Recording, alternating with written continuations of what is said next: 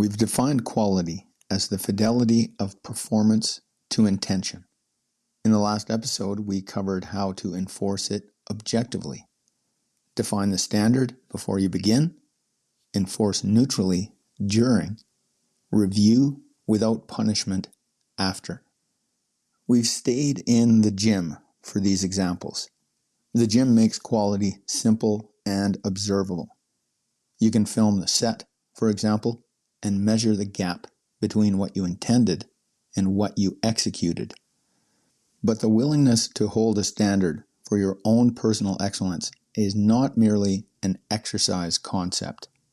Once you become more skilled in applying it there, you more easily start seeing the possibilities elsewhere. Today, we take a look at those possibilities in life beyond the gym. Hey there, it's me, Core, and you're listening to Exercise and Consistency, from fitness to flourishing. Just like in the gym, quality is not about the result. Results are influenced by variables you do not control. Quality is about the process, the care taken, the attention given, the standard held during the execution, regardless of the outcome. A piece of writing can be excellent and reach no one. A conversation can be handled with integrity and end badly.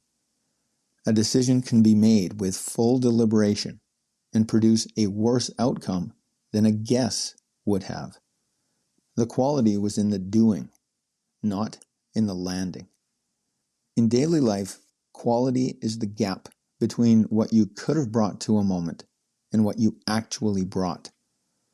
Not the gap between what you produced and what you hoped to produce. We focus on what's up to us, and that's the process gap, not the outcome gap.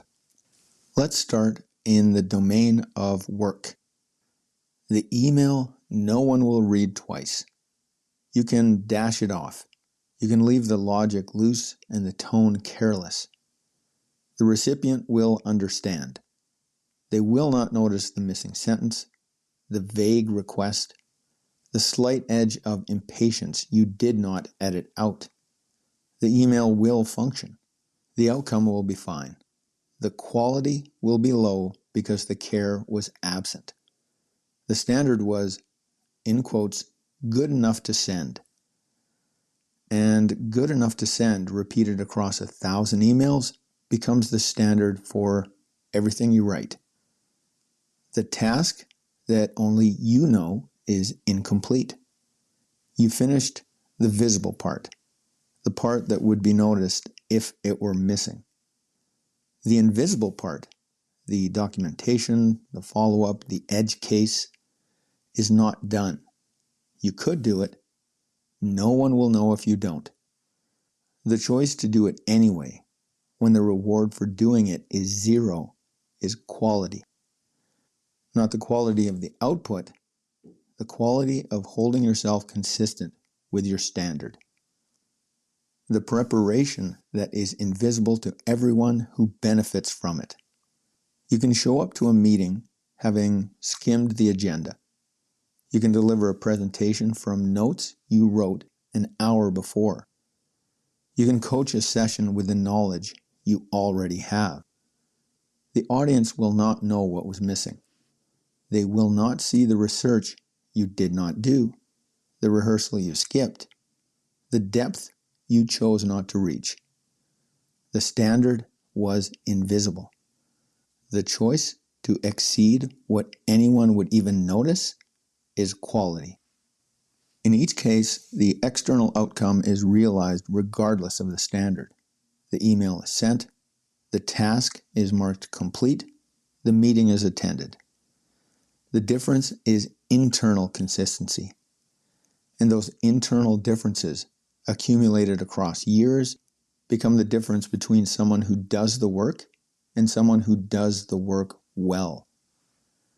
Quality appears in thinking as precision. The refusal to stop at the first adequate answer. The willingness to distinguish what you know from what you suspect. What you suspect from what you wish were true. Most thinking is not thinking. It's rationalization. The mind produces a conclusion quickly, too quickly to notice, and then spends its energy defending the conclusion rather than examining it. The quality of the thinking is in the examination, the pause between the impulse to conclude and the decision to accept the conclusion. That pause is where quality lives. In conversation, quality appears as listening that's actually listening, not waiting. The person who listens to respond is not listening.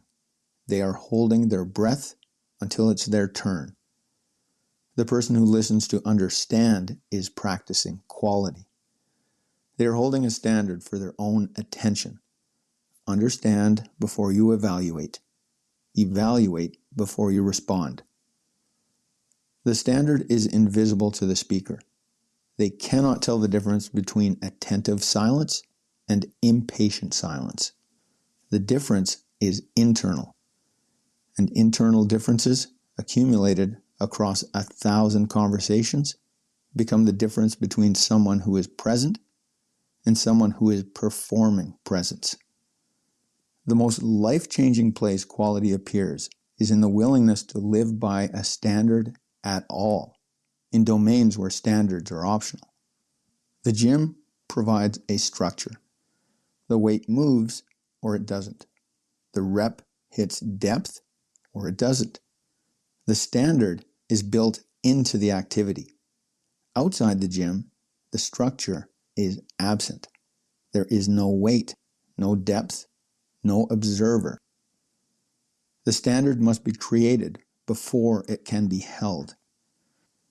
This is why people can be disciplined in the gym, yet undisciplined in their finances, their relationships, their thinking.